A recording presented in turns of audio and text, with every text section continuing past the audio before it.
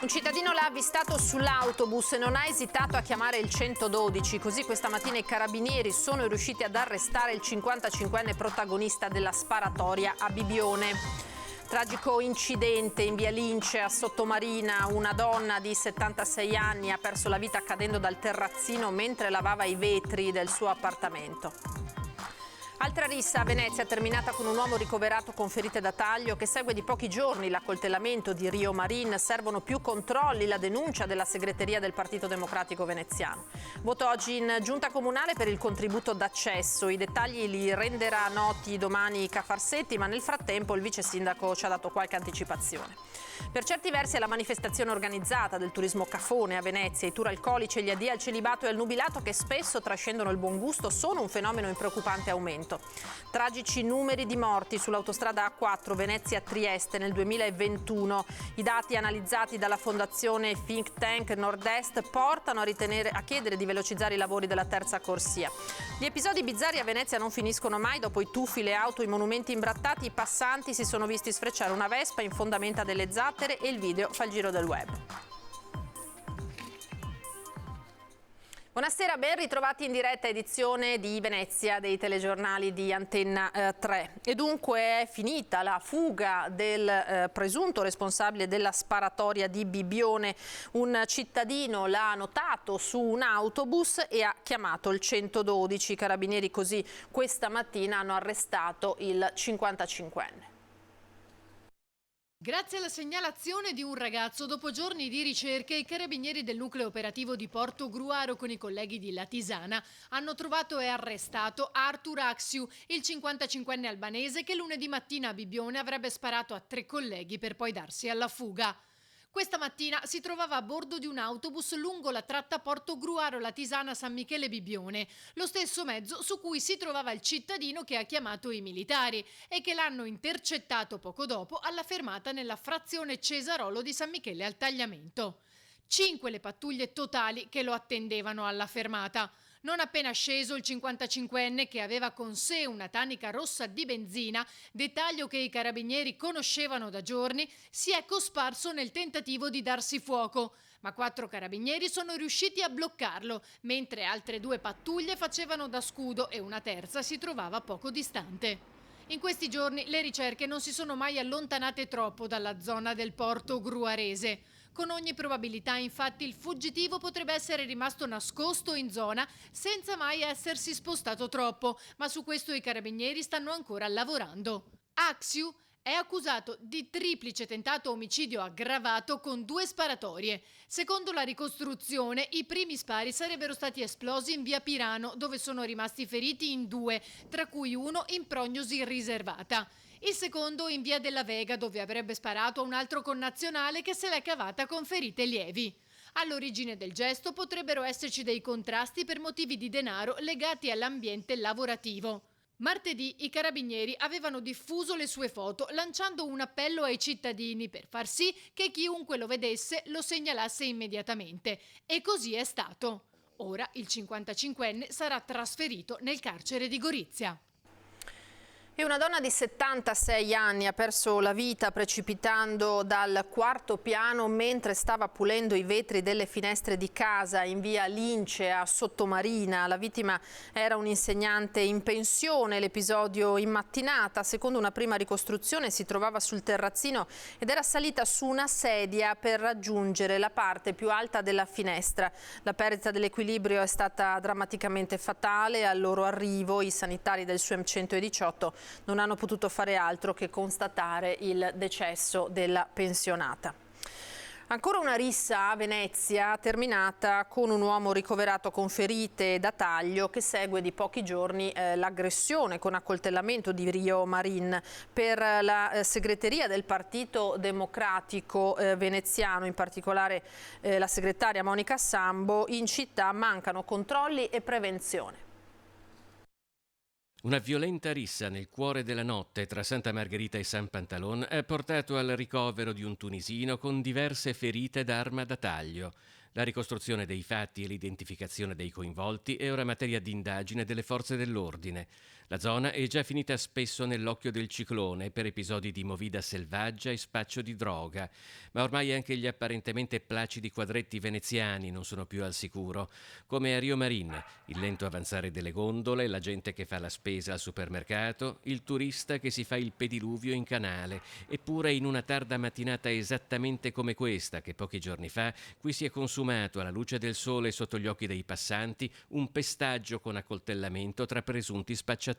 Purtroppo qui come in altre zone di Venezia ci segnalano veramente quotidianamente situazioni anche di spaccio o comunque di mancanza di controlli. Questo preoccupa molto i residenti della zona ma anche di altre zone e c'è bisogno non solo, come abbiamo detto più volte, di un costante presidio e controllo, ma c'è anche bisogno di altrettante politiche legate anche al sociale. Segretaria del Partito Democratico di Venezia, Monica Sembo conosce bene la realtà veneziana e l'impressione, peraltro piuttosto condivisa in città, è di un progressivo degrado che qui non si conosceva.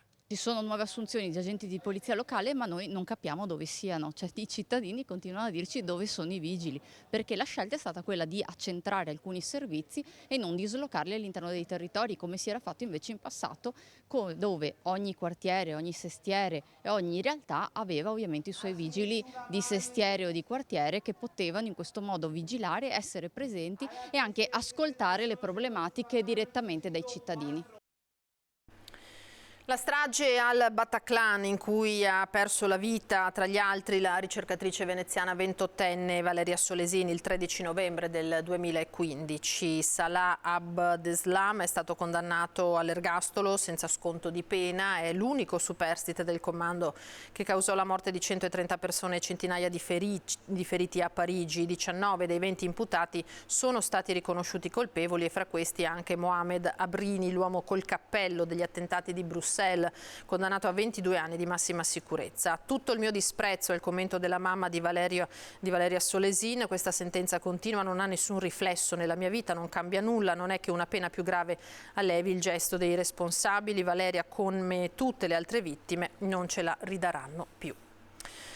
Ora cambiamo tema, voto oggi in giunta comunale per il contributo d'accesso a Venezia. I dettagli li renderà noti domani Farsetti, ma nel frattempo il vice sindaco ci ha dato qualche anticipazione.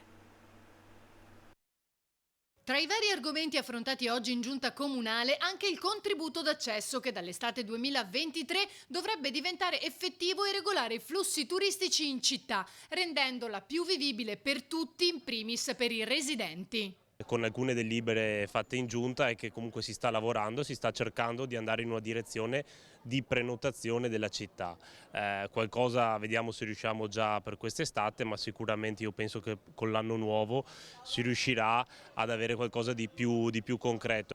Molti gli aspetti da valutare e tenere in considerazione per un provvedimento che vede la sua prima sperimentazione proprio a Venezia. Un percorso non semplice perché sicuramente insomma, siamo i primi, penso nel mondo, a fare una cosa del genere, ma insomma, ci stiamo avvicinando e l'importante è far capire alla gente, far cambiare insomma, il modo di visitare Venezia arrivando ad una prenotazione sia poi col contributo d'accesso ormai già conosciuto dai 10 euro ai 3 euro a seconda delle giornate, quindi prevedendo magari anche un numero limite, ma poi anche magari con una serie di vantaggi diciamo per chi prenota in anticipo la visita alla città. In realtà una prima sperimentazione, spiega il vice sindaco, è già stata avviata. La prima sperimentazione su prenotazione della città, se possiamo dire, è sicuramente con il Redentore, come fatto per lo scorso anno, anche quest'anno viene confermata la prenotazione sia per i posti, principalmente per i posti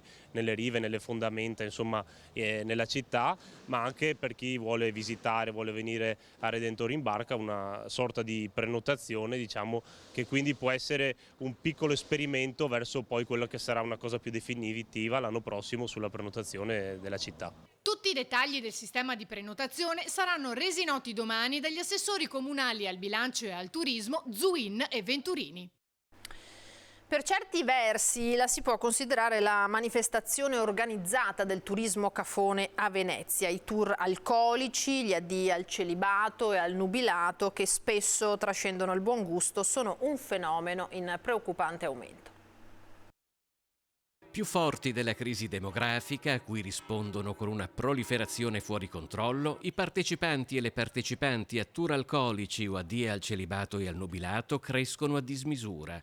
La calata a Venezia avviene nei fine settimana e dalla stazione si disperde lungo le principali direttive cittadine, percorse spesso tra urla e schiamazzi crescenti in intensità a seconda del numero di consumazioni in corpo. Quindi noi alla fine ci troviamo una gran quantità di persone che vengono in città in modo anche abbastanza ignorante, vestiti o con costumi volgari. E poi la cosa brutta è che chiaramente vanno a fare i bisogni o vomitano addirittura in calle sulle porte delle persone. Allora io non ho mai sentito di multe date a questi tour alcolici. Per altre cose a Venezia le regole ci sono e come, e se sgarri i vigili arrivano subito, però ci sono situazioni dove non arrivano mai. Cecilia Tonon, consigliere comunale di Venezia e Tua, punta il dito sul radicalizzarsi di un tipo di visita di cui la città e persino molti suoi esercenti farebbero volentieri a meno. Tra milioni di trolley e di comitive in gita col pranzo al sacco, a Venezia c'è anche chi viene per ubriacarsi e fare confusione, in un clima da tutto è concesso che raramente si vede in altre città. È diventata una terra franca e già in passato abbiamo visto che è scelta per fare ogni tipo di esibizione, tuffi, stelline sui monumenti, perché poi c'è un'eco internazionale di queste cose. Ci dovrebbe essere più attenzione per il livello della vita e invece queste grandissime quantità di turisti che vengono giornalmente o per poche ore ad utilizzare la città senza lasciare niente in città, perché i giornalieri non lasciano nulla se non magari quello che consumano nei bar, che a volte non sono nemmeno gestiti da veneziani. Ecco, questo abbassa moltissimo il livello di vita. La cronaca: i carabinieri hanno arrestato il presunto stalker, un 53enne che in 2 occasioni avrebbe appiccato un incendio all'abitazione dell'ex fidanzata, una psicologa residente a Noventa Padovana. Lui è un veneziano, dovrà rispondere di atti persecutori, minacce e incendio doloso. Gli episodi risalgono al 16 e 23 giugno. Il 53enne avrebbe agito di notte utilizzando del liquido infiammabile. In un'occasione avrebbe danneggiato l'esterno dell'abitazione, in un'altra ha incendiato un gazebo presente nel giardino, lasciando anche scritte con insulti e minacce sulle mura del palazzo e delle zone circostanti. Tragici numeri di morti, di decessi lungo l'autostrada A4 Venezia-Trieste nel 2021. I dati portano a chiedere di velocizzare i lavori per la conclusione della terza corsia di marcia. Nel 2021 siamo tornati quasi a livello pre-pandemia. Il traffico pesante lo ha anche superato, quello che era nel 2019, il traffico normale è sotto il 10%. Dobbiamo tenere presente peraltro che la stagione turistica 2021 è iniziata più tardi, verso la fine di giugno, mentre quest'anno all'inizio di giugno era già nel pieno della propria attività, quindi i dati del 2022 saranno sicuramente superiori. Nel 2021 dunque il traffico pesante sulla Venezia-Trieste è stato superiore al 2019 e gli incidenti hanno causato 21 morti. Secondo l'ultimo studio della Fondazione Think Tank Nord-Est, che ha analizzato i dati AISCAT, l'Associazione Italiana Società Concessionarie Autostrade e Trafori, appena pubblicati, nel complesso le arterie autostradali del Nord-Est nel corso del 2021 hanno registrato percorrenze di veicoli pesanti per 5.338 milioni di chilometri. Per quanto riguarda il traffico totale, invece, il valore complessivo è pari a 16.394 milioni di chilometri, l'11,9% in meno del 2019. In questo quadro generale, la A4 Venezia-Trieste mostra un recupero notevole delle percorrenze rispetto al periodo pre-pandemia, con il traffico pesante già oltre i livelli del 2019. A questo aumento di traffico però corrisponde anche il triste primato degli incidenti mortali, con numeri superiori rispetto a quello delle altre autostrade del Nord-Est. E anche nel 2022 il numero di vittime è elevato, soprattutto nel tratto maledetto tra San Donà di Piave e Porto Gruaro, l'unico rimasto a 2 sole corsie per senso di marcia. Questo ci dice e ci fa urlare ancora con più forza sulla necessità di accelerare la procedura per realizzare la terza corsia e anche il casello di Bibione. E a questo proposito abbiamo proposto anche al Presidente Federica, che è il commissario speciale per l'autostrada, di richiedere al governo la possibilità di utilizzare quella formula che hanno utilizzato per il ponte di Genova, ovvero sia 3 turni di lavoro ininterrotta per poter riuscire in tempi brevi a completare l'opera. Maxi sequestro della polizia che ha scoperto 20 kg di cocaina in un appartamento di Mestre, avrebbe fruttato un guadagno di oltre 2 milioni di euro. 20 kg di cocaina destinati con ogni probabilità al mercato veneziano. È quanto hanno trovato gli agenti della squadra mobile della Questura di Venezia in un appartamento di Mestre. Dopo la perquisizione, i poliziotti hanno anche arrestato un cittadino straniero per spaccio di stupefacenti. A fare le varie segnalazioni alla polizia sono stati i residenti della zona, che vedevano un via vai a tutte le ore. Gli agenti hanno quindi effettuato servizi straordinari e appostamenti e una volta appurato che i residenti avevano ragione hanno provveduto alla perquisizione nell'appartamento, in cui è stata trovata la cocaina suddivisa in panetti, che una volta tagliata avrebbe consentito un guadagno di oltre 2 milioni di euro. L'uomo, trovato all'interno dell'appartamento e già conosciuto per numerosi precedenti penali, è stato portato nel carcere di Santa Maria Maggiore a disposizione della Procura della Repubblica. Ora parliamo di Covid. I contagi sono in aumento anche nell'ULSS 4 Veneto Orientale. La sezione Covid di 11 posti letto a Jesolo è stata aumentata a 16, spiega il direttore generale Mauro Filippi. Non sono state aperte altre sezioni di degenza per i contagiati in quanto non vi è la necessità, così come oggi non c'è bisogno di riaprire il Covid Hospital, ma l'ondata di contagi è in crescita, continua Filippi, ed è importante in questa fase che le persone fragili continuino a vaccinarsi e che la popolazione non abbassi la guardia. Quindi ha concluso: ricordiamoci di utilizzare sempre la mascherina ove necessario, di mantenere una distanza di sicurezza in ogni situazione di grandi concentrazioni di persone. In teoria è obbligatorio dal 2014, in pratica lo diventa da oggi con l'arrivo delle sanzioni per chi rifiuta i pagamenti con il POS. Parliamo dunque del sistema di pagamento elettronico in negozi, studi professionali, bar. Secondo Confesercenti Veneto però la norma così com'è deve essere migliorata. Arriva l'obbligo dei POS per commercianti, esercenti, artigiani e professionisti, che d'ora in poi dovranno garantire ai loro clienti la possibilità di pagamento con carte e bancomat, altrimenti scatteranno le sanzioni. In Italia purtroppo ci vogliono sempre le sanzioni per far rispettare le regole. Il POS secondo me è molto utile per migliorare gli acquisti. Capita il cliente che magari non ha abbastanza contante, che potrebbe rinunciare a fare una bella spesa nei nostri negozi, avendo il POS o la carta di credito la può fare. Certo, noi stiamo chiedendo a gran voce al governo di dare un contributo alle banche per ridurre le commissioni agli esercenti ed eventualmente mettere un limite basso, sui 10 euro per esempio, sotto il quale o non ci sono commissioni o addirittura potrebbe non essere obbligatorio avere il POS. Cristina Giussani, presidente di Confesercenti Veneto e di Confesercenti Metropolitana di Venezia e Rovigo, nonché presidente nazionale del Sindacato Italiano Librai, promuove con riserva la nuova norma. Migliorie se ne possono e se ne devono fare, ma commercianti ed esercenti devono anche prendere atto della nuova realtà. Una regione come il Veneto, fra laghi, montagne e città d'arte, a vocazione altamente turistica, è impensabile non avere il POS, non avere la possibilità di far pagare con carta di credito. Cliente che vuole pagare con la carta di credito una cartolina oppure semplicemente un caffè, che generalmente indispettisce un po' l'esercente o il negoziante.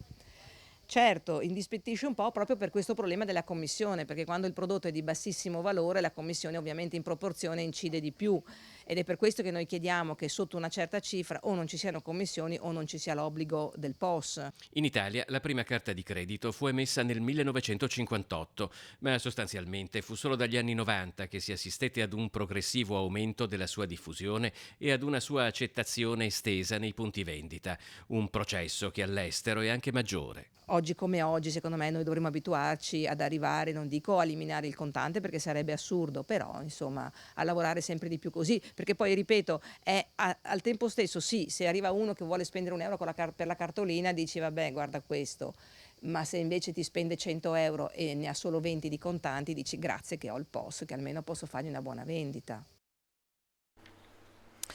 Gli episodi bizzarri a Venezia non finiscono mai, parlavamo poco fa, no, del turismo caffone. Dopo i tuffi in canale col windsurf, l'auto che attraversa il ponte di Calatrava, i monumenti imbrattati, i passanti si sono visti sfrecciare una Vespa in fondamenta delle Zattere. Vedete il video, no? In diversi hanno ripreso la scena e appunto i filmati hanno subito fatto il giro del web, innescando anche il dibattito su come la moto possa essere arrivata fin lì. L'accesso più vicino alle automobili è a San Basilio e da lì in poi diversi ponti delle Zattere hanno le rampe e possono essere attraversati evidentemente comodamente sulle due ruote, da qui questa incursione. Era l'ultima notizia, le ultime immagini, noi ci fermiamo qui, tra poco l'edizione di Treviso come sempre e ora uno sguardo alle previsioni del tempo per domani. Arrivederci.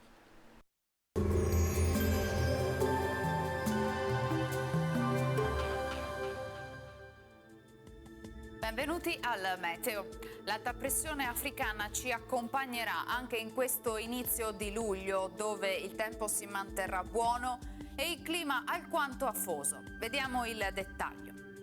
Sul Veneto la grafica di venerdì evidenzia un ampio soleggiamento, sarà per lo più asciutto, cielo in prevalenza poco nuvoloso, locali addensamenti sparsi nel corso del pomeriggio in montagna, associati, specie sulle Dolomiti, alla probabilità di qualche pioggia anche a carattere di rovescio o temporale.